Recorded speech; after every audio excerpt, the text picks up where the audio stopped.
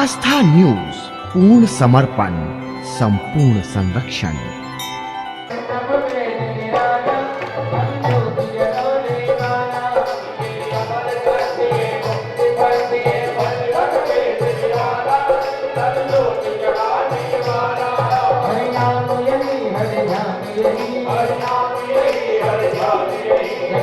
मंगल की आरती पापियों को पापी है आरती, भागवत भगवान की है आरती, पापियों को पाप है आरती।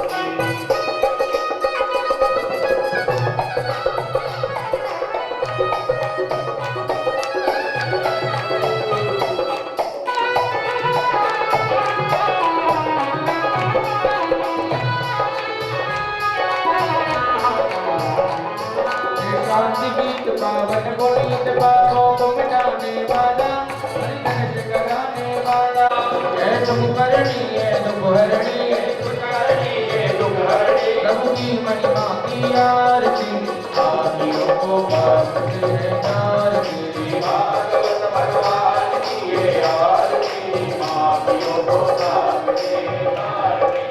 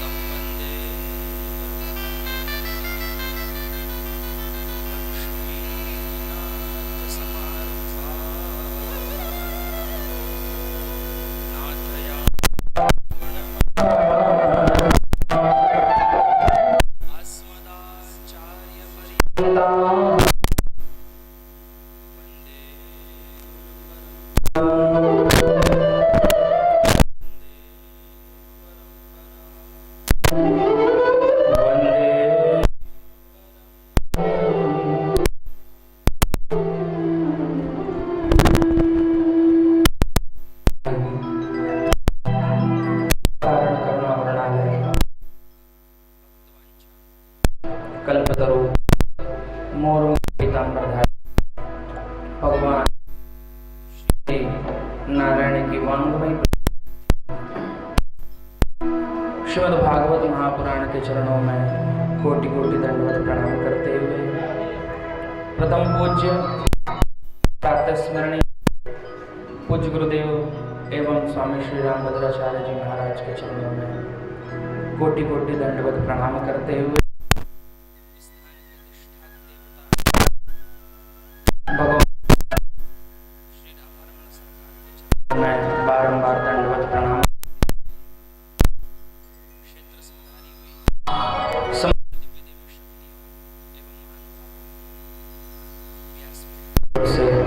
श्रीमद् भागवत महापुराण के द्वितीय दिवस का सादर जय श्री कृष्ण।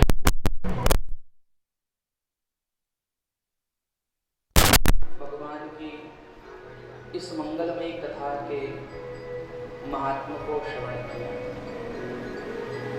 आज द्वितीय दिवस की कथा को प्रारंभ करने के पहले अपने मन, वाणी और तन को शुद्ध करने के लिए कुछ समय भगवान के नाम का संकीर्तन करें, क्योंकि ऐसा बताया जाता है कि काया शुद्ध होत श्री गंगा जी नहायते और माया शुद्ध होत कृष्ण नाम बेरतायते। अगर शरीर को शुद्ध करना है तो गंगा जी जाकर के नहाना पड़ेगा, धन को शुद्ध करना है तो भगवान के नाम पर लुटाना पड़ेगा, और यदि वाणी को, रसना को शुद्ध करना है तो अपने मुख से भगवान के नाम का संकीर्तन करना पड़ेगा। इसलिए बड़े भाव के साथ भगवान की द्वितीय दिवस की कथा में प्रवेश करने के पूर्व परमपिता परमात्मा श्री हरि के नामों का गुणगान करें।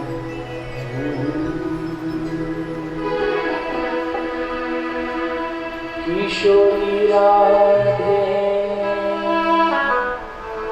किशोरी राधे किशोरी राधे ओ किशोरी राधे और मेरो प्यारो लाए किशोरी राधे मेरो प्यारो लाए किशोरी राधे मेरो प्यारो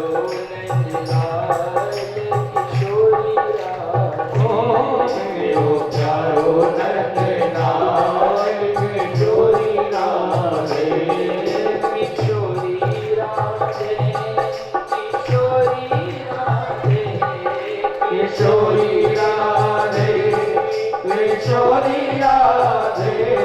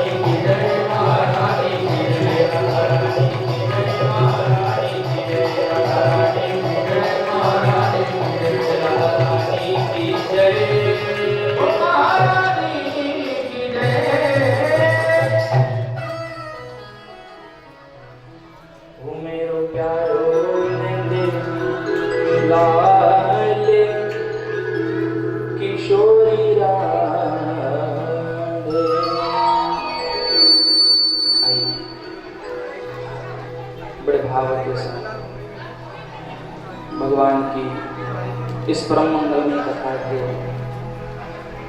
द्वितीय दिवस में हम सब प्रवेश करें।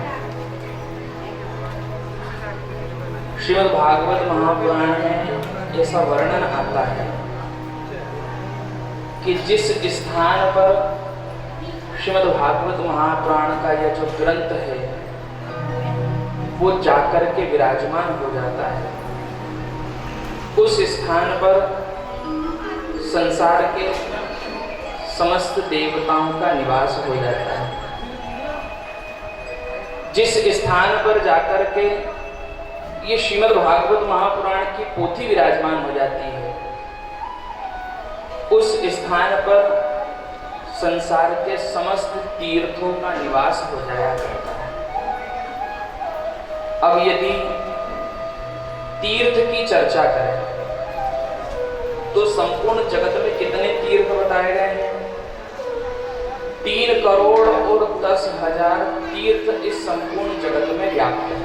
कितने?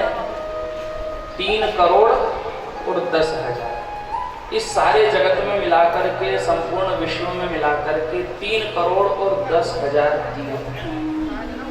अब मनुष्य जीवन छोटा सा, उसमें भी पूरे जीवन भर में 2-4 बार यात्राएं हो जाए वही बड़ा मुश्किल है। और इतना सब चलते भी यदि हम समय निकाल करके इन 3 करोड़ 10,000 तीर्थों का भ्रमण करना चाहें तो जितनी मनुष्य की आयु है उस हिसाब से इन सारे तीर्थों का जाकर के दर्शन करना कदाचित भी संभव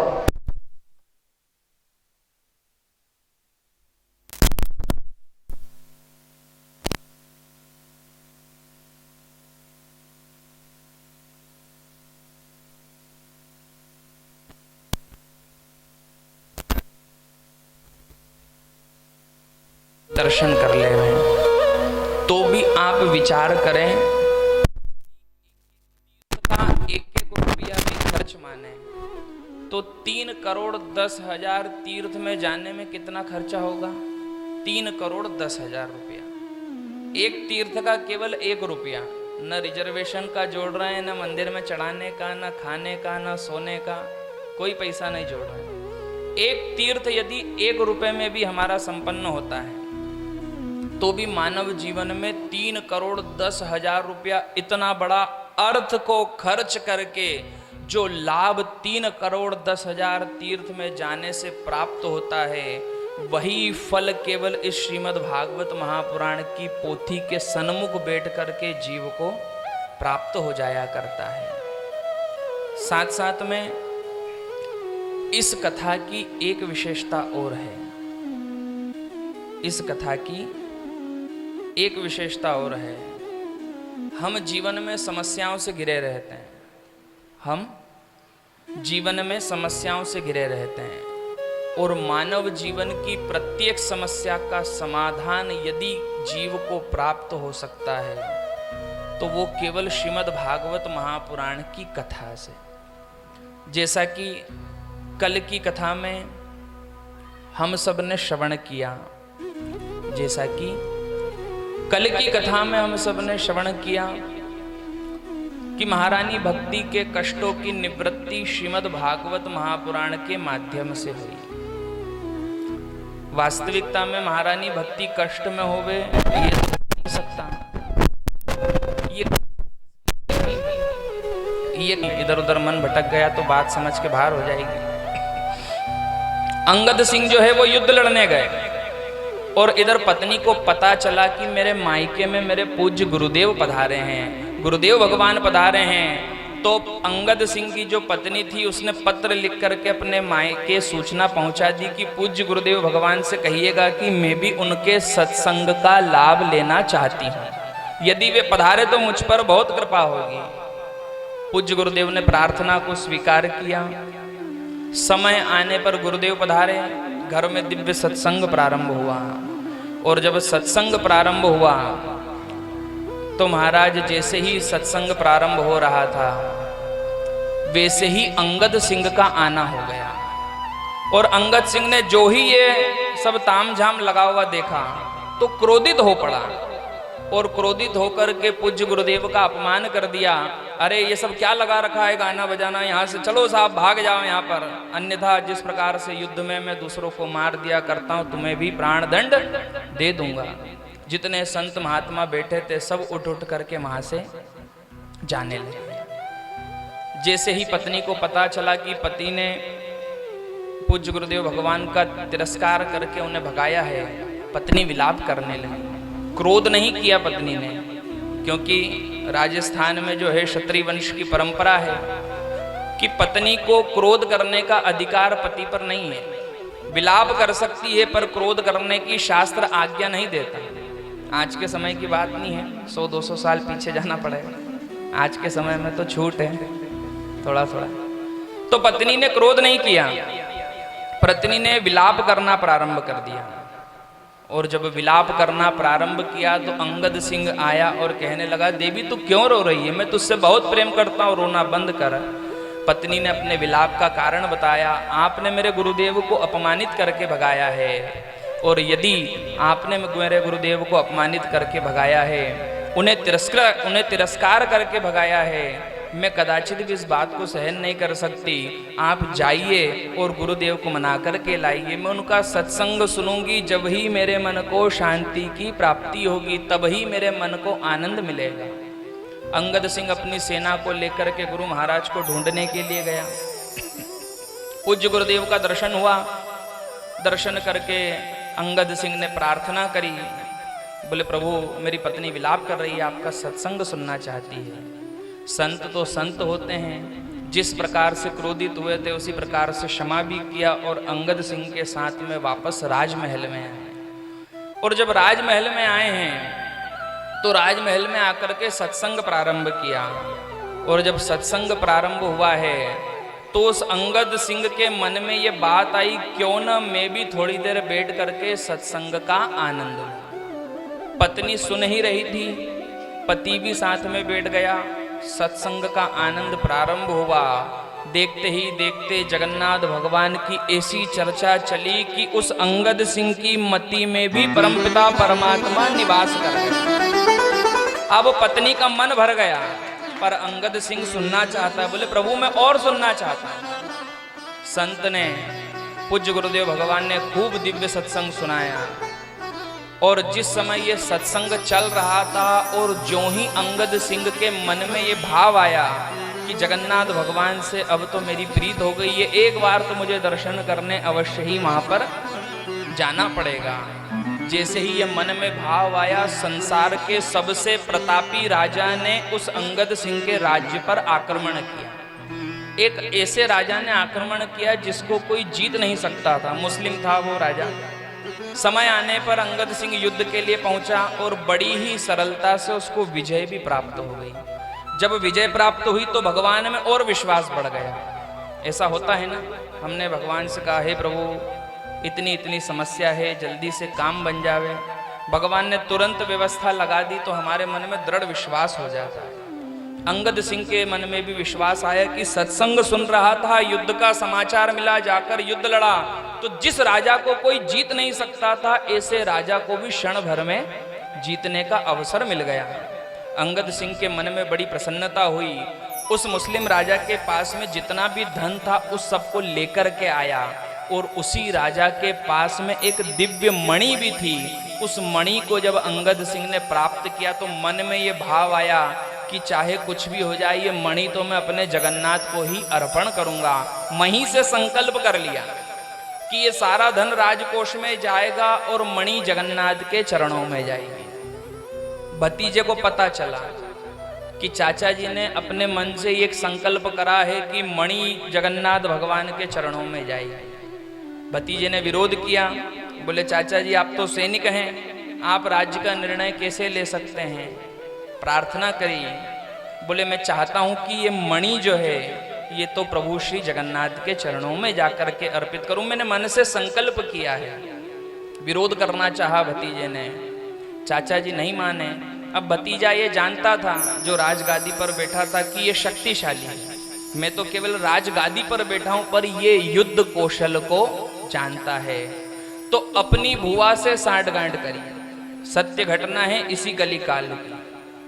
उस भतीजे ने अपनी बुआ जी से मेल मिलाप करके अपने चाचा जी को मारने का प्रयास किया। बुआ को लालच दिया कि तेरी कन्या का विवाह तू किसी भी वर से करेगी, समय आने पर मैं एक राज्य का राजा उस वर को घोषित कर दूंगा। बुआ भी धन के लालच में आ गई। धन के लालच में आकर अपने ही भाई को मारने के लिए योजना बनाई।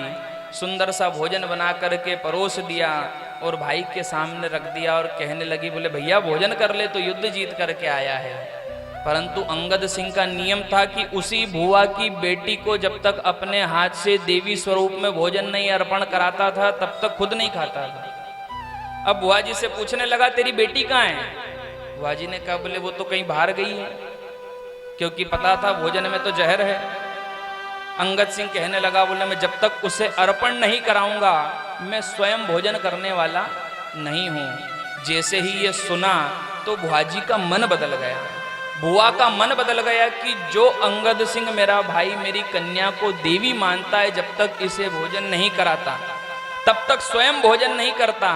महाराज मैं ऐसे भाई को अपने हाथ से जहर कैसे खिला सकती हूँ? झरझर करके नेत्रों से अश्रुपात होने लगा और बहन कहने लगी, बोले भाई तू इस भोजन को ग्रहण मत करना, मैंने इसमें विष मिलाया है। अपने ही भतीजे के कहने से यदि तू इसे ग्रहण कर लेगा तो तुझे मृत्यु प्राप्त हो जाएगी। इतने में अंगद सिंह का जो मन था वो विचलित हो गया। बुआ ये क्या कह रही है? इस भोजन में जहर है। अरे मैंने इस भोजन पे अभी अभी तुलसी पत्र और जल डाल करके मेरे जगन्नाथ को अर्पण कर दिया है। चाहे मेरी मृत्यु हो जावे पर इस भोजन को ग्रहण करके मेरे जगन्नाथ का क्या हाल हो रहा होगा। जोर जोर से विलाप करने लगे और मन में ये विचार आया कि अब चाहे जो भी हो ये प्रसाद हो गया है और मैं इस प्रसाद को फेंक नहीं सकता। ग्रहण करने का विचार किया और महाराज सारे भोजन को ग्रहण करने लगे तो परमपिता परमात्मा नारायण ने आकर के उस भोजन के विष को ग्रहण कर लिया। भगवान ने केवल 2 ही भक्तों के लिए विष पिया है, आप जानते हैं, एक तो मीराबाई के लिए और दूसरा इसी कलिकाल में मीराबाई के लिए विष पिया और इसी कलिकाल में अंगद सिंह के लिए भी उस भोजन के विष को ग्रहण कर गए। अब अंगद सिंह ने मन में विचार किया कि चाहे कुछ भी हो जाए ये मणि जो है ये मैं जगन्नाथ तक पहुंचा के रहूंगा। अब सवाई माधोपुर जो जिला है वहां से लेके जगन्नाथपुरी का जो धाम है वो भक्तमाल कथा के अनुसार 700 जो जिसको कहते हैं ना 700 कोस की दूरी पर है। एक कोस में 3 किलोमीटर होता है तो 700 के हिसाब से 2100 किलोमीटर हो गया। तो महाराज इतनी दूरी पर है और अंगद सिंह नाम का राजा मन में विचार करता है कि अब ये मणि जो है मैं जगन्नाथ के चरणों में अर्पण करके ही रहूंगा। सिर पर फेटा बांधा, उसी फेटे में मणि को छुपाया, घोड़े पर सवार होकर जगन्नाथपुरी की ओर आगे बढ़ा। जब भतीजे को पता चला तो सारी सेनाएं और सब कुछ वहां पर भेज दिया गया उस अंगद सिंह को मारने के लिए है। जो ही महाराज सारे सैनिकों ने मारने का प्रयास किया तो सिर से वो मणि निकाल कर एक सरोवर में फेंक दी और मन में ही विचार कर लिया कि हे जगन्नाथ भगवान ये मैं तुझे देना चाहता था, इसे स्वीकार कर लेना। प्रत्यक्ष प्रमाण है, आज भी जो लोग जाएंगे या जो राजस्थान से विचार रखते हैं उनको पता होगा उसी सरोवर के मध्य में से जगन्नाथ भगवान के हाथ प्रकट हुए हैं और उस मणि को स्वीकार करके शिरोधार्य करके भगवान ने अपने धाम में स्थान दिया। जैसे तैसे अंगद सिंह के प्राण बचे तो प्राण बचा करके अंगद सिंह भागने लगा और भागते भागते जगन्नाथ भगवान के धाम पहुंच गया और जाकर के क्या देखा कि जो मणि सरोवर में गिरी थी वो मणि परमपिता परमात्मा ने अपने हृदय में धारण कर रखी है। यहाँ पर संतों ने विचार प्रकट किया कि मणि तो बड़ी बहुमूल्य वस्तु है, उसको हृदय में धारण क्यों किया? वो तो सिर पर धारण करने वाली वस्तु है। ये कैसे भगवान है जो मोर पंख जैसी बिना मूल्य की वस्तु को सिर पर धारण करते हैं और मणि जैसी बहुमूल्य वस्तु को अपने हृदय में धारण करते हैं। तब परमात्मा ने बताया कि महाराज जो जीव त्याग करता है, मोर के जीवन में काम का त्याग है, तो परमात्मा ने बताया इस स्वरूप के माध्यम से कि जो जीव त्याग करता है उसे मैं सिर पर धारण करता हूँ, और जो जीव प्रेम करता है, मेरा भक्त होता है, उसे मैं हृदय में धारण करता हूँ। सामने ही खड़ा हुआ अंगद सिंह विचार कर रहा है कि मेरे द्वारा दी हुई मणि जो है उस सरोवर में फेंकी गई थी, वो मेरे जगन्नाथ तक पहुंच गई। मन में ये विचार किया ही था, नेत्रों से झरझर अश्रुपात हो रहे थे कि देखते ही देखते महाराज उस जगन्नाथ की काष्ठ की प्रतिमा में से जगन्नाथ भगवान प्रकट हुए और उस अंगद सिंह को अपने हृदय से लगा लिया। महाराज जय जयकार होने लगी। कई जीवों ने इस दृश्य को प्रत्यक्ष रूप से अपनी आंखों से देखा। होना तो बहुत सरल है, सुनना बहुत सरल है। भगवान प्रकट हो गए, मणि को स्वीकार कर लिया, लेकिन कब? जब इतनी निष्ठा बढ़ जाए, जब इतनी निष्ठा बढ़ जावे कि हमारे द्वारा दी हुई वस्तु को वो परमात्मा स्वीकार करेगा ही, तब जाकर के वो परमात्मा हमारे दिए हुए भाव को स्वीकार करने लगता है। अन्यथा बहुत सारी वस्तुएं सामने होने के बावजूद भी यदि हम उस परमात्मा को भाव प्रदान करना चाहें तो कदाचित भी वो परमात्मा हमारे द्वारा दिए हुए भाव को स्वीकार करने में अग्रसर नहीं होता। साथ साथ में ये सब संभव कब हुआ? जब संतों की कृपा हुई। जब तक जीव के जीवन में, अंगद सिंह तो युद्ध लड़ता था, अंगद सिंह कौन सा बहुत बड़ा भगत था, लेकिन एक बार संत समागम हुआ और महाराज उस अंगद सिंह के मन में परमपिता परमात्मा श्री हरि नारायण की भक्ति जागृत हो गई।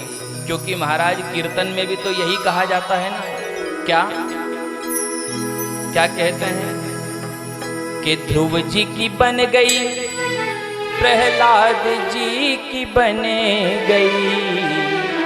अरे ध्रुव जी की बन गई, प्रहलाद जी की बने गई, और हरि सुमिरन में लाग रे, तेरी अच्छी बनेगी।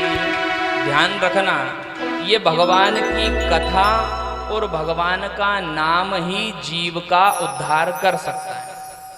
टोने टोटके के चक्कर में ज्यादा मत पड़ना, क्योंकि ऐसा हमारे साथ हुआ।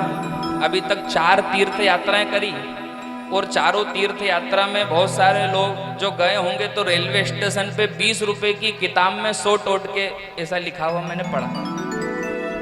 क्या लिखा रहता है कि 20 रुपए की पुस्तक है, उसमें 100 टोटके हैं, लेकिन उद्धार कैसे होगा? उस परमात्मा के नाम से। कहीं किसी ने ऐसा लिखा क्या कि ध्रुव जी की बन गई और प्रहलाद जी की बन गई, और तू भी काली मिर्च डाल रे, तेरी अच्छी बनेगी। बन रही कैसे? कैसे बनेगी? भगवान के नाम से, संतों के संग से।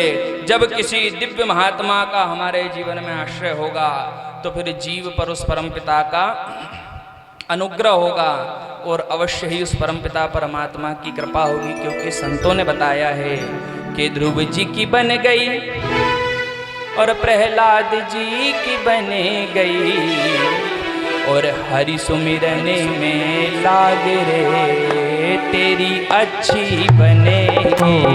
हरि सुमिरन में लाग रे, तेरी अच्छी बनेगी। हरि सुमिरन में लाग रे, तेरी अच्छी बनेगी। हरि सुमिरन में लाग रे, तेरी अच्छी बनेगी। संतन के संग लाग रे, तेरी अच्छी बनेगी। संतन के संग लाग रे, तेरी अच्छी बनेगी।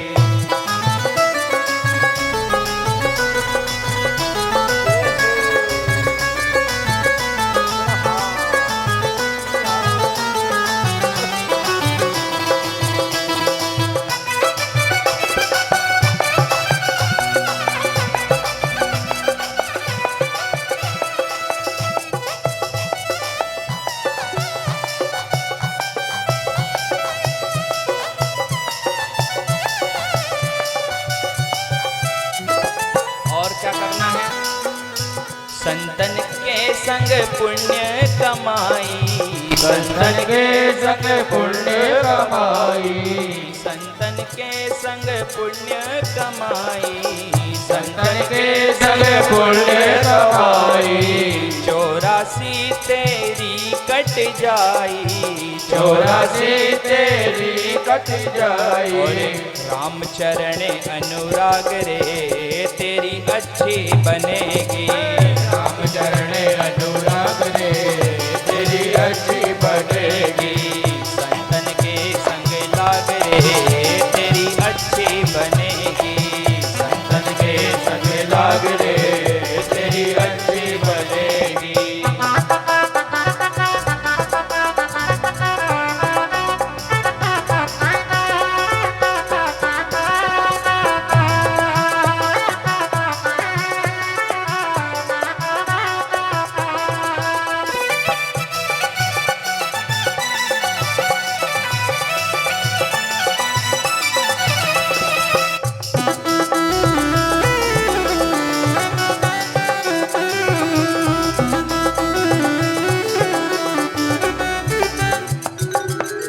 कागा से तोय हंस करेंगे, कागा से तोय हंस कहेंगे।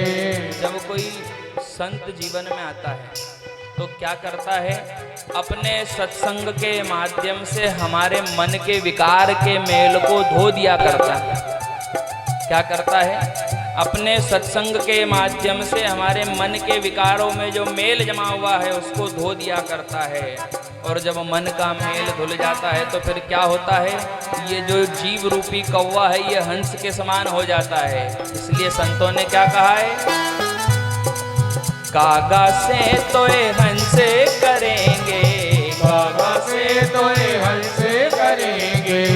खाली झोली तेरी भरेंगे, काली झोली तेरी ओ तेरे भरेंगे। मिट जाए उर के दाग रे, तेरे मिट जाए उर के दाग रे तेरी अच्छी बनेगी, मिट जाए तेरे दाग रे तेरी अच्छी बनेगी। संतन के संग लाग रे तेरी अच्छी बनेगी, संतन के संग लाग रे तेरी अच्छी बनेगी।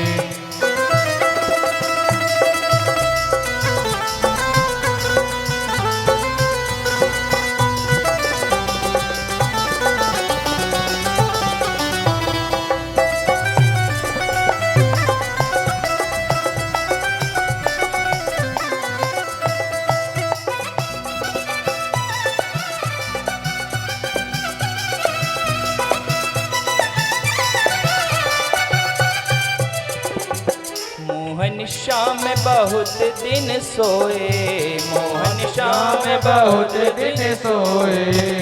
हम क्या कर रहे हैं, संसार के माया चक्र में उलझे हुए, और हमको ऐसा लगता है कि साहब जैसा चल रहा है वैसा चलता रहे। एक बहुत सुंदर भजन है महाराज जी का कि जगत में कोई न परमानेंट। हमको ऐसा लगता है, कभी कभी होता है ना कि साहब हमारी तो परमानेंट नौकरी है, पर जिसकी परमानेंट है वो भी 60 साल में रिटायर हो जाता है। सही बात है। कई लोग कहते हैं ना हमारी तो परमानेंट है, तो फिर परमानेंट है तो रिटायर क्यों हो गया? अगर परमानेंट है तो रिटायर क्यों हो गया? एक भजन है बड़ा सुंदर, जगत में कोई न परमानेंट, तेल चमेली चंदन साबुन चाहे लगा लो सेंट, पर जगत में कोई न परमानेंट। लेकिन हम जो परमानेंट नहीं है उन्हीं सब के बीच में लगे हुए हैं और क्या कर रहे हैं, मोहन श्याम बहुत दिन सोए, मोहन श्याम बहुत दिन सोए। अपनी करनी पर क्यों रोए, अपनी करनी पर क्यों रोए। पर संतों ने क्या बताया, जाग सके तो जाग रे तेरी अच्छी बनेगी, जाग सके तो जाग रे तेरी अच्छी बनेगी। संतन के संग लाग रे तेरी अच्छी बनेगी, संतन के संग लाग रे तेरी अच्छी बनेगी। किसके बात समझ में आई? यार यहाँ तो सब समझे समझा है, कोई जरूरत ही नहीं है। रोज 7 से 8 ये बिहारी चलती रहती है, इसलिए जरा अपने दोनों हाथ उठाएं और बड़े भाव के साथ कहें, संतन के संग लाग रे तेरी अच्छी बनेगी। संतन के संग लाग रे तेरी अच्छी बनेगी। संतन के संग लाग रे तेरी अच्छी बनेगी। संतन के संग लाग रे तेरी अच्छी बनेगी। ओ तेरी अच्छी बनेगी, तेरी अच्छी बनेगी। अच्छी बनेगी, तेरी अच्छी बनेगी। अच्छी बनेगी, तेरी अच्छी बनेगी, अच्छी बनेगी,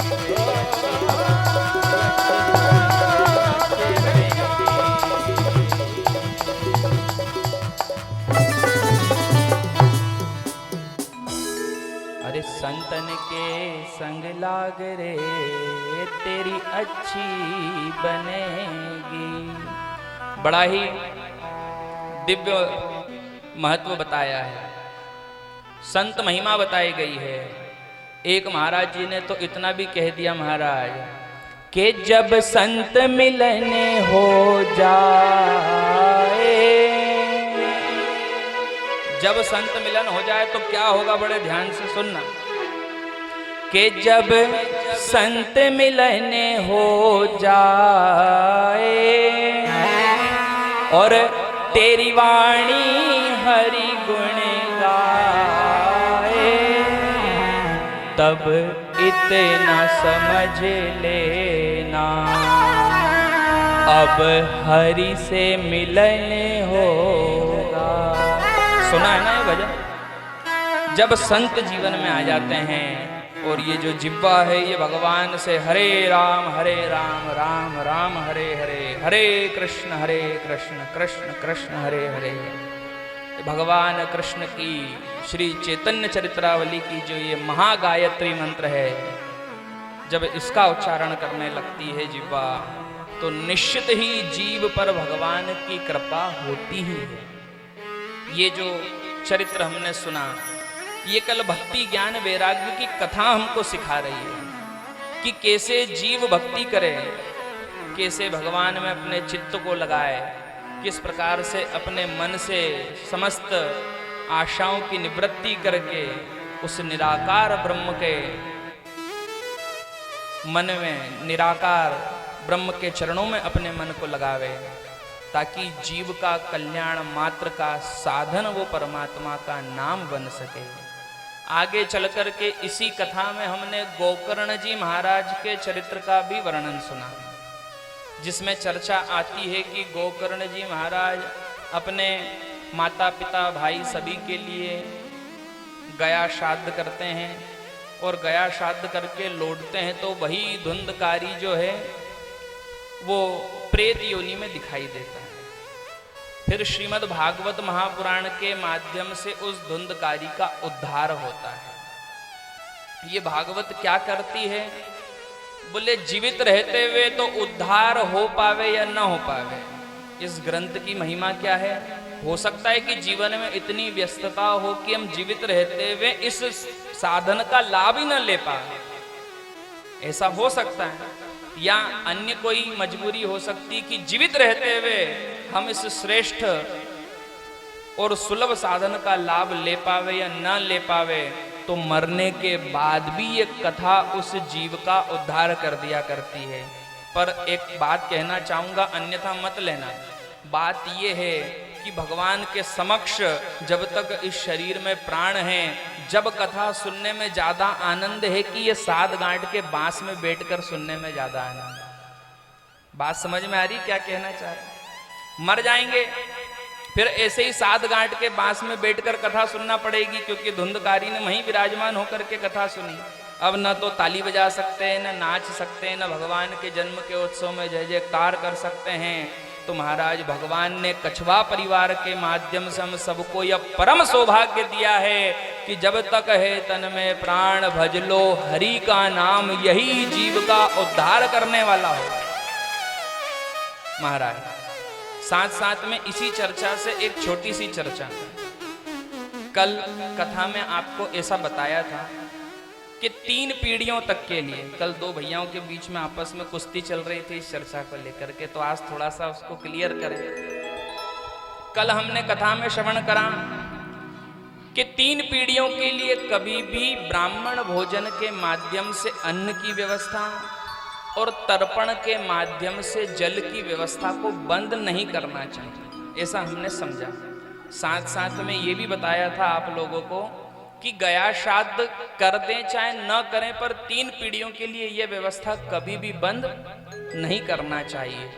तो अब किसी ने कथा को सुना तो उसके मन में यह प्रश्न उठा कि कौन सी 3 पीढ़ी, कहां से गिने 3 पीढ़ी? तो जो जीव श्राद्ध कर रहा है उससे दिवंगत 3 पीढ़ियों, जो श्राद्ध को निभा रहा है, जो प्रक्रिया कर रहा है, वहां से 3 पीढ़ी तक के लिए श्राद्ध करना अति आवश्यक रूप से बताया गया है। साथ साथ में एक माता जी ने आकर के बताया कि गुरुजी आपने बताया कि 3 पीढ़ियों के लिए गया श्राद्ध नहीं करना चाहिए, ऐसा नहीं है, गया श्राद्ध करना चाहिए। गया श्राद्ध बहुत अच्छी बात है, लेकिन गया श्राद्ध करने के बाद में अपने पितरों के पूजन को छोड़ देना ये गलत बात समझ में आ रही है? हम हमारे पितरों के लिए गया श्राद्ध करने गए, वहाँ पर हमने गया श्राद्ध का संपन्नता करी और घर आकर के फिर हमने, कई लोगों ने, जो लोग गया जी गए हैं उन्होंने देखा होगा वहाँ पे एक अक्षय वट है। तो हम किस बात का विरोध करना चाहते हैं कि अक्षय वट में हजारों आपको तस्वीरें मिलेगी, और कई घरों में पूजन कराने जाते हैं तो पूछते हैं कि भैया ये आपके पितरों के फोटो कहाँ हैं? तो उनके मुख से ही हमको सुनने को मिलता है कि साहब हम तो गया जी छोड़िए। वास्तविकता में न ग्रंथ की कोई दोष है, न शास्त्र का दोष है, न आपकी कोई गलती है, न हमारी कोई गलती है। गलती हमारी बोलचाल की भाषा की है।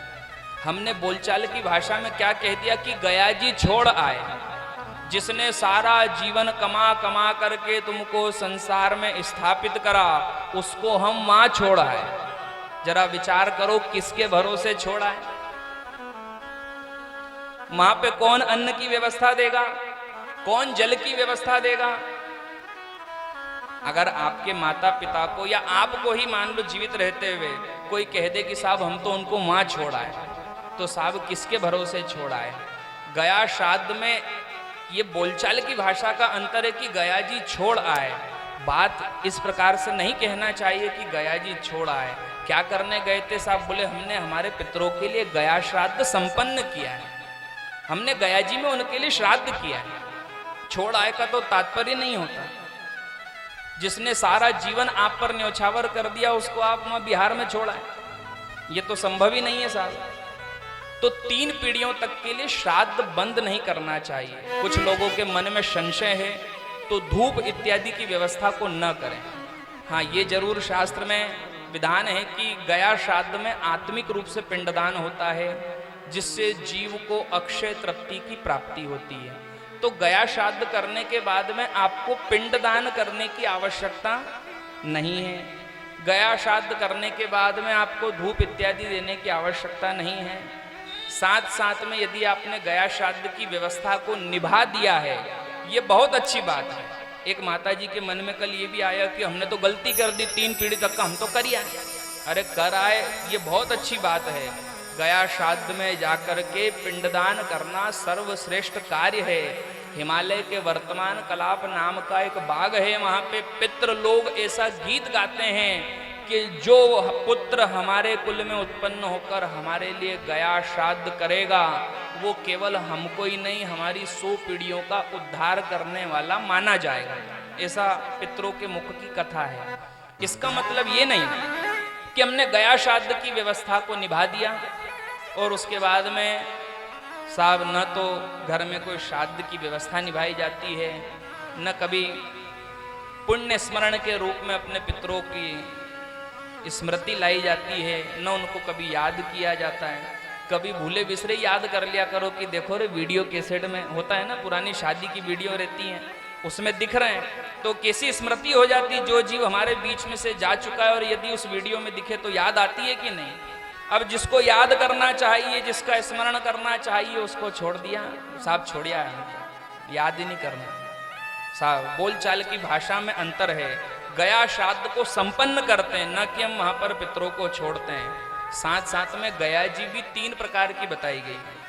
और श्राद्ध पक्ष के अगर पुस्तकें पढ़ें जिसमें विधान है तो इसमें तो बहुत प्रकार की है, पर प्रारंभिक रूप से 3 प्रकार की गया का वर्णन जो है विशेष शास्त्रों में आता है। सबसे पहली जो है वो बिहार वाली गया जी, जिसको पाद गया कहते हैं। पाद गया मतलब पैर। वहाँ पर पितरों के चरण स्थापित हैं, भगवान नारायण का चरण है। तो सबसे पहले क्या करना चाहिए, गया में जाकर के वहाँ पर श्राद्ध की प्रक्रिया को निभा करके पाद प्रक्षालन करना चाहिए। ये केवल विधान हो, ऐसा करना आवश्यक नहीं है, क्योंकि कल बताया था ना, व्यवस्था न होने पर जीव केवल अपने पितरों का स्मरण करके हाथ उठा देवे, और यदि उनको याद करके नेत्रों से अश्रुओं को भी बहा देवे तो उन अश्रुओं को भी स्वीकार करके पितृ नारायण के धाम के निवासी हो जाते हैं। तो पहली गया पाद गया, दूसरी गया जो है वो नैमिषारण्य तीर्थ को नाभि गया बताया गया, और तीसरी गया जो है वो बद्रीनाथ धाम में ब्रह्म गया है। यदि करने का विधान भी है तो पहले बिहार में जाकर के पाद गया मतलब पितरों के चरण प्रक्षालित करो, फिर उनको नैमिषारण्य तीर्थ में नाभि गया में भोजन कराओ, और फिर ब्रह्म गया में जाकर के तिलक करके हम उनको सम्मान से विराजमान कर सकते हैं। ये केवल समझने के लिए विधान है। ये भी नहीं कहना चाह रहे कि अगले महीने गया जी का टिकट कराना, 2 महीने बाद नैमिषारण्य का, और 6 महीने बाद फिर बद्रीनाथ का। हाँ, नहीं तो बोले पंडित जी बद्रीनाथ भी जाना पड़ेगा। कहीं जाने की आवश्यकता नहीं है साहब, आपके पितरों को आपके घर में विराजमान रखो, क्योंकि अगर वही चले जाएंगे तो आशीर्वाद कौन देगा? भाई घर में बड़े बुजुर्गों का आशीर्वाद होना चाहिए। ऐसा कहते हैं ना साहब, बस आपका आशीर्वाद बना रहे। अब जिसको छोड़ आए वो आशीर्वाद क्यों देगा? बात समझ में आ रही? तो हमने गया श्राद्ध को संपन्न करा। ये गया श्राद्ध की जो भूमि है ना, इस भूमि को वरदान है। गयासुर नाम का दैत्य था, उसके वक्षस्थल पर ब्रह्मा जी ने विशाल यज्ञ संपन्न करा, और उस भूमि को ऐसा वरदान है कि जिस जीव के श्राद्ध की प्रक्रिया इस भूमि पर होगी उसको भगवान नारायण वचन देते हैं कि तुझे मैं अपने धाम का निवासी बना लूंगा। लेकिन यदि कर्म में खोट है तो वहां भी संशय हो जाता है कि भगवान निवासी नहीं बनाएंगे, क्योंकि धुंधकारी के लिए गया जी में श्राद्ध हुआ, पर भगवान जानते थे ये तो महापापी है, जब तक तू कथा नहीं सुनेगा तेरा उद्धार नहीं हो सकता। एक बार की बात है, 2-4 साल पहले की, हमको भी गया जी में जाकर के कथा करने का और श्राद्ध करने का अवसर प्राप्त हुआ। अपनी तरफ से आपको उदाहरण दे देते हैं, बात समझ में आ जाएगी। भाई दूसरे की थाली में क्यों देखने जाएं, अपनी में ही देख लें। 2-4 साल पहले हम काका जी और सपरिवार रूप से गया जी में जाकर के भागवत जी का आनंद लेने का भगवान ने कृपा करी तो अवसर हुआ, और यही श्राद्ध पक्ष का समय था। कुछ लोग आप में से ही होंगे जो चले भी होंगे यात्रा में। तो गया जी में जाकर के हमने पितरों का श्राद्ध किया।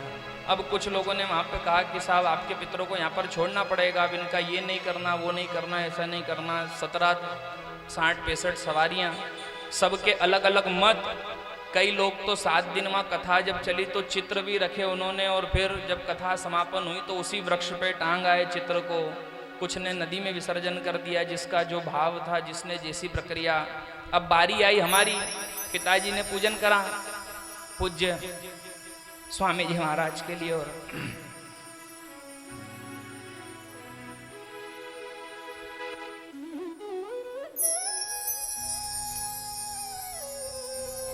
तो गया श्राद्ध की व्यवस्था निभाई गई, और मन में यह विचार आया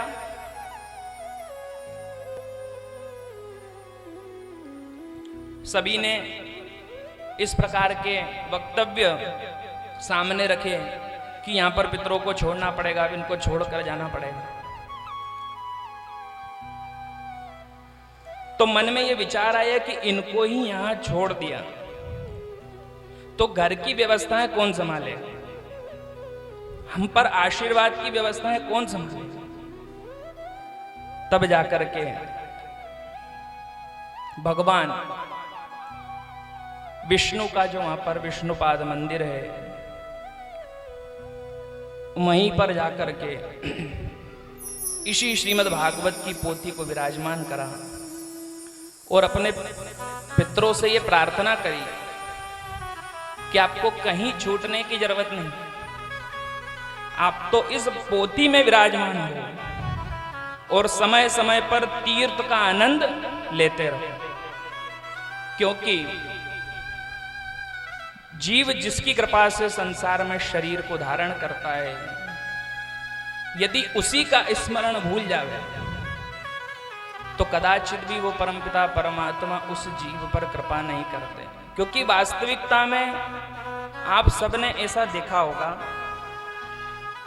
जब बच्चे का स्कूल में नाम लिखाया जाता है तो नाम लिखा जाता है कि भैया आपका नाम क्या है, फलाने चंद्र। अब माता पिता के नाम के आगे लिखा जाता है पालक। क्या लिखा जाता है? पालक। और पालक के नाम के आगे माता पिता का नाम लिखा जाता है। हमारे पालक कौन है? हमारे माता पिता।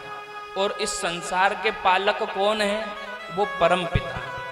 आप विचार करो, जब हम अपने माता पिता का सम्मान नहीं करेंगे, अपने माता पिता को स्मरण नहीं करेंगे, तो हमारे द्वारा दी हुई बहुत सारी विशेष विशेष पूजाएं वो परम पिता परमात्मा भी स्वीकार नहीं करेगा। क्योंकि संसार का नियम है, हमारे घर में विष्णु रूप में परमपिता परमात्मा नारायण के रूप में हमारे पिता विराजमान है, और हम पिता का सम्मान करते नहीं और भगवान के सामने सुबह शाम जय जगदीश हरे भक्त जनों के संकट क्षण में दूर करे। तो भगवान भी कहते हैं कि मैं तुझे बहुत अच्छे से जानता हूँ, जिस प्रकार से मैं जगत का पालक हूँ, तुझे बड़ा करने वाला एक पालक भी घर में दुखी हो रहा है। दिखता है ना भगवान को, उसको तो बताने की आवश्यकता नहीं। तो महाराज आप सबसे निवेदन है कि गया श्राद्ध करना ये केवल एक भ्रम मिटाने वाली बात है। गया श्राद्ध करना बहुत अच्छी बात है, लेकिन श्राद्ध करने के बाद में अपने पितरों का स्मरण भूल जाना ये गलत बात है। गया श्राद्ध करने के बाद में तर्पण आदि की व्यवस्थाएं, ऐसा जरूरी भी नहीं है कि आप करें ही सही। किसी कारण से न कर पावे तो कोई बात नहीं, पर यदि हमारे पास समय है और उस परमपिता परमात्मा ने व्यवस्था दी है तो हमको ये व्यवस्थाएं अवश्य ही निभाना चाहिए। महाराज गोकर्ण जी महाराज की कथा से इस प्रकार की शिक्षा हमको मिलती है कि जीव जब तक श्रेष्ठ कर्म या साधन नहीं कर लेता या श्रीमद् भागवत महापुराण की शरण में नहीं आ जाता, तब तक उसका उद्धार होना कदाचित भी संभव नहीं है। वास्तविकता में ये गोकर्ण की कथा हमको सिखाती है कि हमारी आत्मा ही आत्मदेव है और हमारी आत्मा के द्वारा दो संतानें उत्पन्न होती है। जब हम श्रेष्ठ कर्म करते हैं तो हमारे द्वारा दिए हुए श्रेष्ठ कर्म गोकर्ण के रूप में हमारे उद्धार का कारण बनते हैं, और यदि हमारे जीवन में हमारे कर्म में कोई गड़बड़ हो जाती है तो वही हमारे द्वारा किए हुए बुरे कर्म हमारे पतन का कारण बन जाया करते हैं। ना तो कोई धुंधकारी है, ना कोई गोकर्ण है, ये आत्मा ही आत्मदेव है। और ये आत्मा जब दो प्रकार के कर्म में चलती है तो कहीं ना कहीं जीवन में समस्याओं का सामना करना पड़ता है। सूत जी महाराज 88,000 ऋषियों को श्रीमद् भागवत के महात्म के साथ में इस कथा की उत्पत्ति कब, कैसे और किन परिस्थितियों में हुई, इस बारे में चर्चा करते हुए बताते हैं कि महाराज केवल और केवल श्रीमद् भागवत महापुराण में सत्य की ही आराधना करी गई है। सत्य की आराधना के बारे में चर्चा बताई गई है। जन्माद्यस्य यतोन्वयादितरतश्चार्थश्वभिज्ञस्वराट् तेने ब्रह्म यदाय आदि कवये मुह्यन्ति यत्सूरयः तेजो वारि वृदाम यथा विनिमयो यत्र सर्गो मसा धाम्ना स्वेन सदा निरस्तपोकं सत्यम परम धीमहि। केवल और केवल सत्य ही इस संसार का आधार बताया गया। अन्य कोई व्यवस्थाएं जो हैं वो मिथ्या के रूप में बताई गई है। और सत्य किसको बताया गया? केवल उस परमपिता परमात्मा नारायण को ही सत्य के नाम से संबोधित किया गया। होता है ना, जिसमें क्षत्रिय का गुण होवे या जाति से क्षत्रिय होवे तो अपने आप स्वभाव में नाम निकल जाता है ना। आइए ठाकुर साहब, जो रोज खूब सारा चंदन लगाता हो, भले ही से वो जाति से कोई भी हो, खूब सारी टिक्की लगाता हो, गले में बहुत सारी माला पहनता हो, तो स्वभाव में बोलचाल की भाषा में निकल ही जाता है ना। आइए पंडित जी, वैसे ही यहाँ पर संसार में जब व्यास जी महाराज ने देखा कि संसार में प्रत्येक वस्तु है जो क्षण क्षण कहीं न कहीं बदलती रहती है, केवल एक वो परमात्मा ही ऐसा है जो कल भी वैसा ही था, आज भी वैसा ही और आगे भी वैसा ही रहेगा। तो उसी सत्य स्वरूप परमात्मा की व्याख्या में बताया कि सत्यम परम धीमहि। और महाराज तुलसीदास जी महाराज ने इसी बात को अपनी भाषा में प्रमाणित किया है कि धर्म न दूसर सत्य समाना, आगम निगम पुराण बखाना। जो जीव सत्य का आचरण करता है उसको अन्य किसी धर्म को आचरण करने की आवश्यकता नहीं है। सर्वधर्मान परित्यज्य मामेकम शरणम व्रज, ये भगवान कृष्ण ने गीता जी में कहा है कि भैया तू एक काम कर, सारे धर्म को छोड़ दे और केवल मेरी शरण में आ जा। अब इसके आगे की जो व्यवस्था है वो मैं निभा लूंगा। भगवान कितनी बड़ी बात कह रहे हैं कि सारी व्यवस्थाओं को छोड़ के मेरी शरण में आ जा। जिस दिन तू मेरी शरण में आएगा मैं तेरे सारे संकटों को हर लूंगा, उसके आगे की सारी व्यवस्थाएं मैं ही संभाल लूंगा। धर्म के बारे में यहाँ पर बताया गया है। अब प्रश्न ये उठता है कि श्रीमद् भागवत का प्राकट्य कब, कैसे, कहाँ और किन परिस्थितियों में हुआ। महाराज बड़ा ही सुंदर वर्णन है कि सूत जी महाराज नैमिषारण्य तीर्थ में विराजमान हैं। 88,000 ऋषि हाथ जोड़कर विराजमान हैं और 88,000 ऋषि ही सूत जी महाराज से प्रार्थना करते हैं कि किम श्रेयः शास्त्रसारः कः स्वतार प्रयोजनम् किम कम केवतारश धर्मकम शरणं गतः। किम श्रेयः शास्त्रसारः कः स्वतार प्रयोजनम् किम कर्म केवतारश धर्मकम शरणं गतः। एक श्लोक में 6 प्रश्न। कितने प्रश्न हैं? 6। आज की कथा को जिसने समझ लिया, जिसने मन में ये नहीं लाया कि बहुत देर हो गई भजन तो आयो ही नहीं, आज की कथा को जिसने समझ लिया उसको 7 दिन की कथा दिमाग में फिट बैठ जाएगी। पर आज के दिन ही ऐसा होता है कि हम मटका उल्टा रख के बैठते हैं। होता है ना? कैसे मटका उल्टा? एक महाराज जी 1 घंटे से हेडपंप चला रहे हैं, भगत ने लाके मटका रख दिया। महाराज जी पूछे जाए भराया? नहीं भराया। भराया?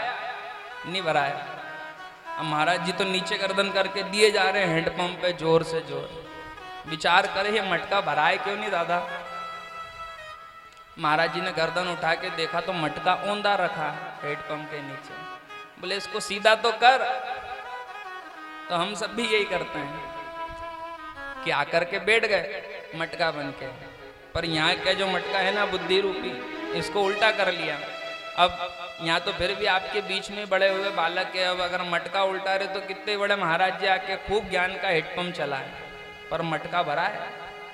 नहीं भरा है। इसलिए मटके को सीधा रख करके बैठना पड़ेगा, क्योंकि सब कुछ मिल सकता है पर वो परमपिता परमात्मा का जो ध्यान है उसको लगाने के लिए थोड़ा सा मन लगाना पड़ता है। क्योंकि संतों ने कहा है ना कि बिनु सत्संग विवेक न होई। बुद्धि नहीं आएगी जब तक कथा नहीं सुनेंगे, जब तक सत्संग नहीं करेंगे, कोई श्रेष्ठ संगत में नहीं जाएंगे। लेकिन कथा में बैठ कर के भी भगवान के चरणों का स्मरण बना रहे, कथा में मन लगा रहे, ये कैसे होगा? तो बोले राम कृपा तब सुलभ ही सोई। बिनु सत्संग विवेक न होई, राम कृपा बिनु सुलभ न सोई। जब तक राम जी की कृपा जीव पर नहीं होगी तब तक कदाचित भी उसको सत्संग का लाभ मिलने वाला नहीं है। अन्यथा मन तो हमने कितनी बार बना लिए, पर वो मन के हिसाब से काम हुआ ही कहाँ होता है ना, कि मन मेरा करता है गंगा नहाऊं, करता है ना कि नहीं करता? किस किस का करता है? अरे मन मेरा करता है गंगा नहाऊं, और गंगा नहाऊं थोड़ा पुण्य कमाऊं, पर जाते जाते, अरे जाते जाते रास्ते में आ गया बुखार। ध्यान रखना, तीर्थ की यात्रा होती है ना, ऐसा भी थोड़ा सा समय कोरोना काल का चल रहा है, नहीं तो जब आदमी को कहीं ना कहीं कोई विशेष प्रयोजन आ जाता ना, व्यापार व्यवसाय की बड़ी डील आ जाती, तो इधर तो ट्रेन खड़ी और अरे गुरुजी मैं तो चल ही नहीं पाऊंगा। अरे दादा तेरी टिकट करा रखी, क्यों नहीं चलेगा? बोले क्या करे गुरुजी, बहुत अर्जेंट काम है। इसलिए क्या कहा है कि जाते जाते रास्ते में आ गया बुखार, और उसमें भी आते हैं झंझट हजार। जाते जाते रास्ते में आ गया बुखार, उसमें भी आते हैं झंझट हजार। अरे 3 बार भोजन और भजन एक बार, 3 बार भोजन भजन एक बार। आप सब लोग 2 बार ही खाते हो मुझको मालूम है, पर भजन तो ऐसा ही बना है। अरे 3 बार भोजन और भजन एक बार, 3 बार भोजन भजन एक बार, और उसमें भी आते हैं झंझट हजार, उसमें भी आते हैं झंझट हजार।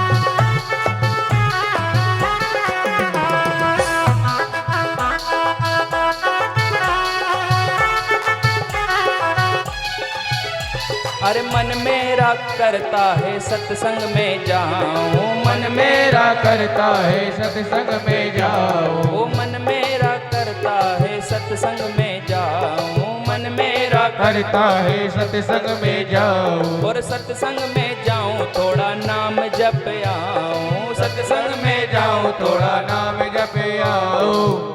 घर से विचार कर लिया कि आज तो चाहे कुछ भी हो जाए कथा सुनने जाऊंगी सरी। सुबह से तैयारी कर दी, जल्दी रोटी बना, जल्दी खा लो, चाय भी 2 बजे पी लो, थोड़ा आराम हो जाएगा, आराम भी कर लिया। अरे मन मेरा करता है सत्संग में जाऊं, मन मेरा करता है सत्संग में जाऊं, और सत्संग में जाऊं थोड़ा पुण्य कमाऊं, सत्संग में जाऊं थोड़ा पुण्य कमाऊं। अरे इतने में आ हो गए रिश्तेदार, इतने में आ गए रिश्तेदार, और उसमें भी आते हैं झंझट हजार, उसमें भी आते हैं झंझट हजार। 3 बार भोजन भजन एक बार, 3 बार भोजन भजन एक बार, और उसमें भी आते हैं झंझट हजार, उसमें भी आते हैं झंझट हजार।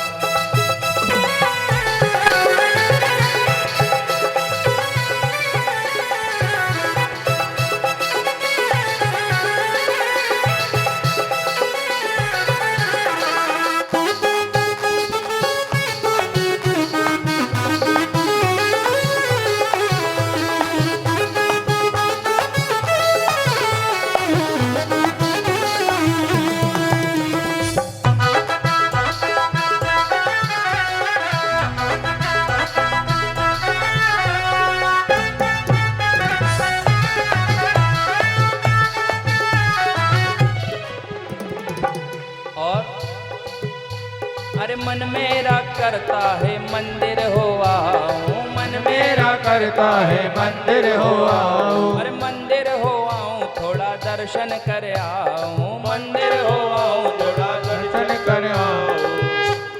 घर से सुबह से निकले, ये मेरे साथ की प्रत्यक्ष घटना है। जिस दिन श्राद्ध पक्ष प्रारंभ हुआ, दिन भर थके, जो भी अपने कार्य था उसको निपटाया। रात को जाके 9-10 बजे जब देखा कि अब सारे भक्त आके चले गए, भजन कीर्तन भी हो गया है, तो गेट लगा के सब मंदिर का ताला लगा के सब परिवार के साथ जाकर के विश्राम करने लगे। 10-10:30 बजे की बात है, गेट बजा उधर से। हम घबराए कि इतनी रात को कौन आया होगा। देखा तो एक माताजी थैली लेकर के खड़ी थी। क्या हो गया? बोले साहब सुबह जल्दी जल्दी में ये सीधे की थैली गेट पे छूट गई थी, आज हमारे बासात की तिथि थी, तो अब रात की 10:30 बजे याद आया तो देने आए। तो ये भगवान करता ही करता है, हमारे यहाँ से समझ के चलना पड़ेगा। अरे मन मेरा करता है मंदिर हो आओ, मन मेरा करता है मंदिर हो आओ, और मंदिर हो आओ थोड़ा दर्शन कर आओ, मंदिर हो आओ थोड़ा दर्शन कर आओ। और जाते जाते मंदिर के बंद हो गए द्वार, जाते जाते मंदिर के बंद हो गए द्वार, और उसमें भी आते हैं झंझट हजार, उसमें भी आते हैं झंझट हजार। 3 बार भोजन भजन एक बार, 3 बार भोजन भजन एक बार, और उसमें भी आते हैं झंझट हजार, उसमें भी आते हैं झंझट हजार, उसमें भी आते हैं झंझट हजार, उसमें भी आते हैं झंझट हजार, अरे उसमें भी आते हैं। झंझट हजार। अरे मन मेरा करता है दान कर आओ, ये आज के समय की सबसे बड़ी समस्या है। अरे मन मेरा करता है दान कर आऊं, और दान कर आऊं थोड़ा पुण्य कमाऊं।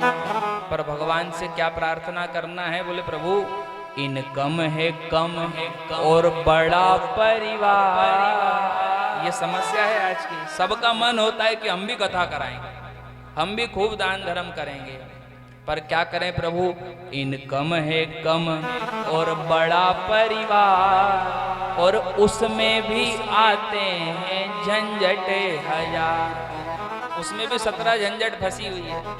कभी मामेरा करने फलाने चंजी के यहाँ जाना है, तो कभी कहीं नुक्ते में जाना है, तो कहीं यात्रा में जाना है, तो कहीं किसी के यहाँ ब्याह में जाना है। परंतु महाराज जब वो परमपिता परमात्मा नारायण अपनी जीव पर कृपा करते हैं तो अवश्य ही इस जीव के सारे कार्य श्रेष्ठ बनने लग जाया करते हैं। 6 प्रश्न जो हैं सूत जी महाराज से 88,000 ऋषियों ने किए कि प्रभु इस कली काल में मनुष्य के उद्धार का सबसे सरल साधन क्या है?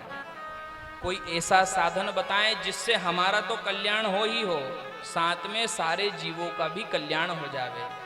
कथा कराई कछवा परिवार ने, तोमर परिवार ने, पर आनंद तो सभी ने लिया।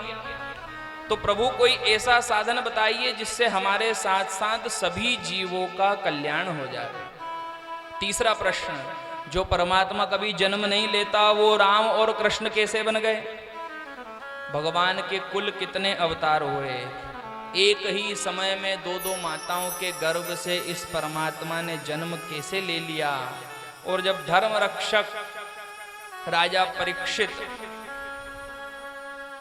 जब धर्म रक्षक परमपिता परमात्मा श्री हरि नारायण इस धाम से अपने गोलोक धाम में चले गए तो धर्म ने किसकी शरण ली? धर्म किसकी शरण में गया? तब जाकर के महाराज एक ही सूत्र में सूत जी महाराज उत्तर देते हैं कि कृष्ण भक्ति परम श्रेय शास्त्र सारस्य एव हि प्रयोजनम सतो रक्षा कर्म सृष्टादि लक्षणम। भैया सारे शास्त्रों में एक ही सार है। बोले क्या? बोले उस नारायण की भक्ति जीव के कल्याण का सर्वश्रेष्ठ साधन बताई गई है। अवतार कितने हैं? बोले अवतार असंख्य, या भगवान के अवतार की कोई गिनती नहीं है। परमात्मा को जब जहां जैसी आवश्यकता लगी, परमात्मा उस स्वरूप को धारण करके अपने भक्तों के उद्धार के लिए प्रकट हो गए। और धर्म ने किसकी शरण ली? तो बोले संसार में ऐसा कोई साधन नहीं था जो धर्म को जीवित रख सके, धर्म की रक्षा कर सके। तो धर्म की रक्षा के लिए परमपिता परमात्मा ने श्रीमद् भागवत महापुराण जैसे ग्रंथ को प्रकट किया, और इसी श्रीमद् भागवत महापुराण की शरण में धर्म जाकर के विराजमान हुआ। आज भी आप सब लोगों ने देखा होगा, श्रीमद् भागवत के माध्यम से, दिव्य सत्संग के माध्यम से ही धर्म जो है वो जीवित है। आगे चल करके और भी कई प्रश्न हैं ऋषि कुमारों के मन में, 88,000 ऋषियों के मन में, जो वे सूत जी से करते हैं। प्रश्न है कि शुकदेव मुनि ने किन परिस्थितियों में, कब, कहां, कैसे राजा परीक्षित को कथा सुनाई। राजा परीक्षित ने अपने जीवन में ऐसा कौन सा कर्म करा जिसके कारण से सार्वभौम सम्राट राजा लक्ष्मी, राजा परीक्षित को साम्राज्य लक्ष्मी छोड़ करके महारानी गंगा के तट पर जाना पड़ा। शुकदेव जी का तो नियम है कि एक स्थान पर बहुत अधिक समय तक रुकते नहीं। तो ऐसा कौन सा योग बन गया जिसमें शुकदेव मुनि ने राजा परीक्षित को कथा सुना दी। और जब व्यास जी महाराज के जीवन में ऐसा क्या हुआ और किसकी प्रेरणा से व्यास जी महाराज ने इस दिव्य ग्रंथ का निर्माण किया।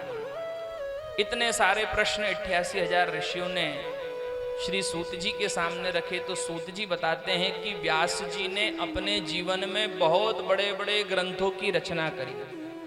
17 पुराणों की रचना कर चुके व्यास जी महाराज, कई उपनिषदों की रचना कर चुके, वेद को छोड़कर अनेक ग्रंथों की रचना कर चुके व्यास जी महाराज के मन में भी असंतोष होने लगा। और जब असंतोष होने लगा व्यास जी महाराज के मन में, तो व्यास जी महाराज अपने ही आश्रम पर, बद्रिका आश्रम पर उदास मन से विराजमान थे।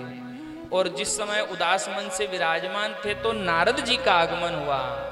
नारद जी ने पूछा, बोले प्रभु आप उदास क्यों हैं? तब व्यास जी महाराज ने बताया, बोले मेरे जीवन में मुझे आनंद की प्राप्ति नहीं हुई, मैं आनंद चाहता हूँ।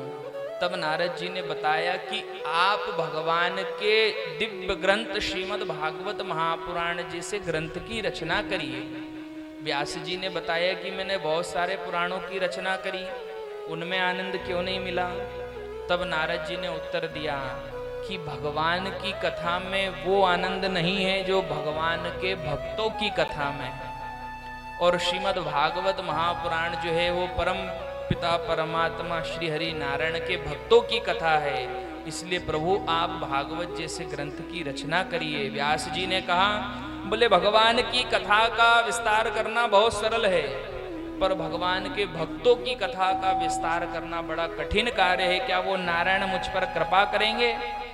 तो नारद जी ने बताया कि अवश्य ही आप पर कृपा करेंगे। जब वो परमपिता परमात्मा नारायण मुझ जैसे दासी पुत्र पर कृपा कर सकते हैं। व्यास जी ने पूछा, नारद जी आप और दासी पुत्र? नारद जी बताने लगे कि हाँ व्यास जी महाराज, पूर्व जन्म की बात है। मैं एक दासी का पुत्र था, मेरा नाम रामदास हुआ करता था। बालपने में मेरी माता के साथ ग्रामवासियों ने मुझे संतों की सेवा में लगाया, और संतों का सानिध्य जब जीव को प्राप्त हुआ, रामदास को प्राप्त हुआ, तो रामदास भगवान की भक्ति में जुड़ गया। उन्हीं संतों के साथ भगवान के भजन में लीन हो गया। धीरे धीरे समय व्यतीत होने लगा और परमपिता परमात्मा नारायण चतुर्भुज स्वरूप में उस रामदास बालक के अंतर हृदय में प्रकट हुए, और प्रकट होकर के ये वरदान दिया कि बेटा तूने अपनी भक्ति से मुझे प्रसन्न किया है, मैं तुझे वरदान देता हूं कि इस जन्म में तेरा प्रारब्ध जब पूर्ण होगा तो कुछ समय के बाद में तू ब्रह्मा की गोद से देव ऋषि नारद के रूप में जन्म लेगा। 6 महीने के बाद रामदास नाम के बालक के प्राण छूटे, और वही परमपिता परमात्मा ब्रह्म की गोद से देव ऋषि नारद के रूप में प्रकट हुआ। नारद जी बता रहे हैं कि जब एक दासी पुत्र देवताओं का भी ऋषि नारद के रूप में जन्म ले सकता है उस नारायण की कृपा से। तो व्यास जी आप तो वेद वेदांतों के ज्ञाता हैं, यदि आप भागवत महापुराण का निर्माण करेंगे तो अवश्य ही वो परमात्मा आप पर कृपा करेगा। व्यास जी महाराज की बात समझ में आई। अब भागवत महापुराण का निर्माण कैसे किया जाए? तो नारद जी ने चतुर्श्लोकी भागवत व्यास जी महाराज को सुनाई। व्यास जी महाराज उन श्लोकों का विस्तार करने लगे। व्यास जी महाराज ने प्रश्न रखा कि मैं कहूंगा तो लिखेगा कौन? क्योंकि जो विचार आवे वही लिखे, थोड़ा सा कठिन कार्य हो जाता है। गणेश जी महाराज को आमंत्रित किया गया। गणेश जी महाराज बुद्धि के देवता, उनसे प्रार्थना करी गई, प्रभु व्यास जी कुछ कहना चाहते हैं, आप लिखित करिए। गणेश जी महाराज ने शर्त रखी कि मैं लिखूंगा तो सरी, पर जब व्यास जी ने कहना बंद कर दिया तो उस समय में ये तुम्हारे दवात कलम छोड़ करके चले जाऊंगा। व्यास जी भी बुद्धि के तीव्र थे, जिन्होंने श्रीमद् भागवत महापुराण जैसे ग्रंथ की रचना करी। व्यास जी ने भी शर्त रखी कि जब भी श्लोक को लिखोगे एक बार जांच लेना अपनी बुद्धि से कि कहीं गलत तो नहीं है, उसका अर्थ कहीं अनर्थ में ना बदल जावे। अब व्यास जी महाराज हर बार ऐसा श्लोक कहते कि गणेश जी को विचार करने में जितना समय लगता उतनी देर में अगला श्लोक तैयार हो जाता। भागवत जी का दिव्य रचना प्रारंभ हुई। व्यास जी महाराज नेत्र बंद करके अपने आसन पर बैठे हैं और महाभारत के अंतिम दृश्य को देख रहे हैं। ये कथा भी हमको बहुत अच्छी शिक्षा देती है। ये जो कथा है, भागवत जी का प्रारंभ कहां से हुआ? जहां पर महाभारत की समाप्ति हुई। ये कथा हमको बता रही है कि जब हमारे जीवन में चलने वाली महाभारत को भी हम विश्राम देंगे तो हमारे जीवन में भी भागवत का प्रागट्य हो ही सकता है। जब हमारे जीवन की दौड़ भाग को हम विश्राम दे देंगे तो आनंद रूपी भागवत वो परमपिता परमात्मा हमको प्राप्त हो ही जाएगा। महाभारत का अंतिम दृश्य व्यास जी महाराज देख रहे हैं। दुर्योधन की जंगा भीम की गधा से टूट चुकी है। अश्वत्थामा और कृपाचार्य उस दुर्योधन का समाचार लेने आते हैं। भैया ये क्या हो गया?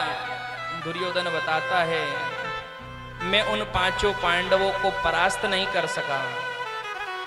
अश्वत्थामा से अपने मित्र की हालत देखी नहीं जाती।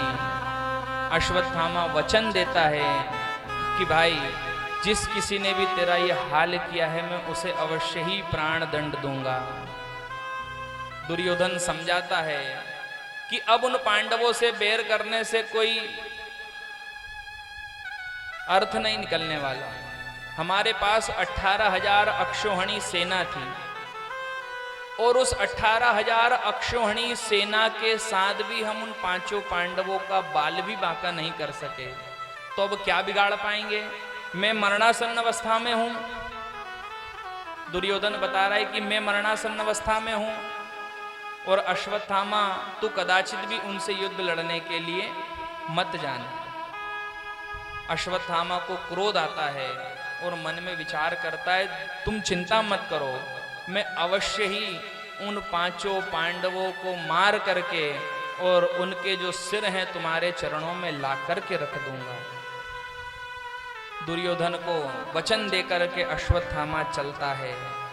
इधर युद्ध समाप्ति के बाद में पांचों पांडव परमपिता परमात्मा नारायण की भक्ति के लिए भगवान श्री कृष्ण के साथ में वन में भजन के लिए जाते हैं।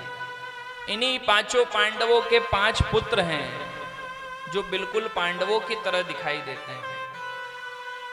इसी के पहले अर्जुन के एक पुत्र की मृत्यु चक्रव्यूह में फंसकर हो ही जाती है, जिसका नाम अभिमन्यु था।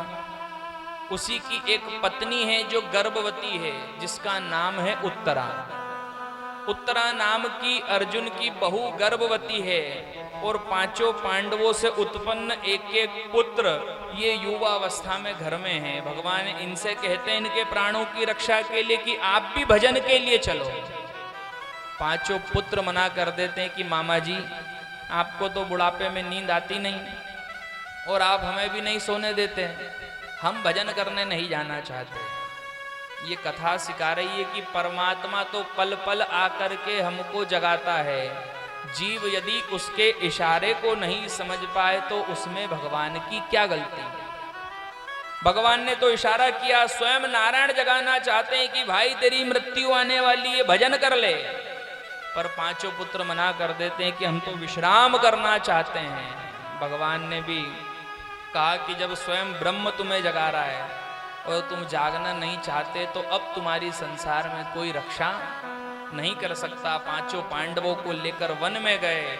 रात्रि के समय में अश्वत्थामा आया है और पांचों पांडवों के सिर को धड़ से अलग करके महाराज और एक कपड़े की झोली में बांधकर दुर्योधन के चरणों में ले जाकर रख दिए। दुर्योधन ने जो ही देखा कि पांचों पांडवों के सिर लाया है तो प्रसन्न होकर उठ खड़ा हुआ और आश्चर्य करने लगा कि इतने हजार सैनिक मिलकर के जिन पांडवों का बाल भी बांका नहीं कर सके, आज ये अकेला जाकर के उनके सिर लेकर के आ गया।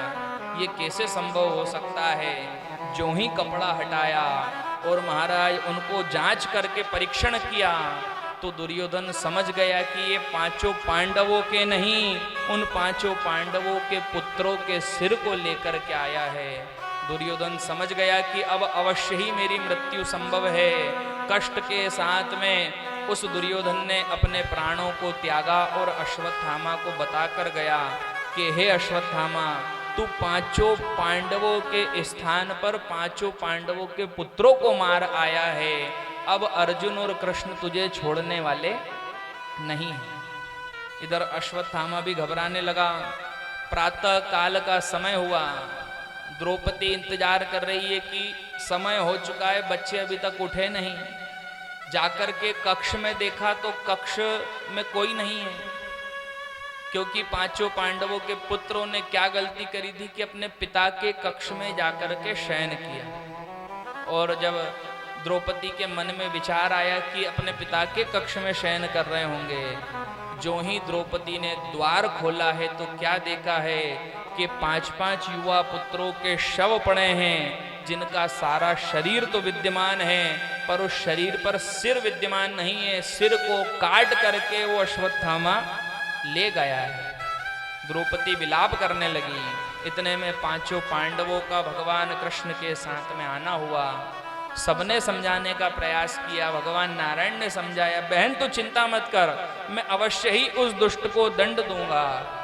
द्रौपदी जोर जोर से विलाप करके रोने लगी और कहने लगी, हे गोविंद, मैं इसलिए नहीं रो रही हूं कि मेरे पांचों पुत्र मारे गए। कन्हैया ने कहा, बोले बहन फिर किस लिए रो रही है। द्रौपदी कहने लगी, बोले कन्हैया मैं इसलिए रो रही हूं कि मेरे पांचों पुत्र सुषुप्त अवस्था में, मतलब सोती हुई अवस्था में मारे गए, मैं इसलिए रो रही हूं। क्यों? क्योंकि द्रौपदी बताती कि यदि ये जागते रहते या चैतन्य अवस्था में रहते और इनके मुख से यदि एक बार भी तेरा नाम निकल जाता तो कम से कम मृत्यु के बाद तेरे धाम के निवासी तो बन जाते। मुझे रोना इस बात का है कि मृत्यु के बाद भी इन्हें तेरे चरणों का आश्रय प्राप्त नहीं होगा। भगवान ने द्रौपदी को सांत्वना दी और अर्जुन से कहा कि चलकर देखना चाहिए ये कृत्य किसने किया है। नेत्र बंद करके ध्यान लगाया और ध्यान लगा करके भगवान ने अर्जुन को बताया कि दुष्ट अश्वत्थामा ने ही ये सारा कृत्य किया। भगवान अर्जुन के साथ अश्वत्थामा को पकड़ने के लिए निकले हैं। जब अश्वत्थामा को पकड़ने के लिए परमपिता परमात्मा अर्जुन के साथ गए हैं, उस अश्वत्थामा को पकड़ करके लाते हैं और उससे दंड देने के लिए रथ के पहिए से बांध दिया जाता है। बांध करके आपस में मंत्रणा करते हैं कि इसको कौन सा दंड दिया जाए। इसने 5-5 सोते हुए बालकों का वध किया है। कोई कहता है मृत्यु दंड दे दीजिए, कोई कहता है इसके शरीर को 2 भागों में बांट दिया जाए, कोई कहता है कि इसका भी सिर धड़ से अलग कर दिया जाए। और जब द्रौपदी से पूछा जाता है कि बता बहन इसका क्या करना है, तो द्रौपदी कहती है मुच्यताम मुच्यताम मेषो ब्राह्मणो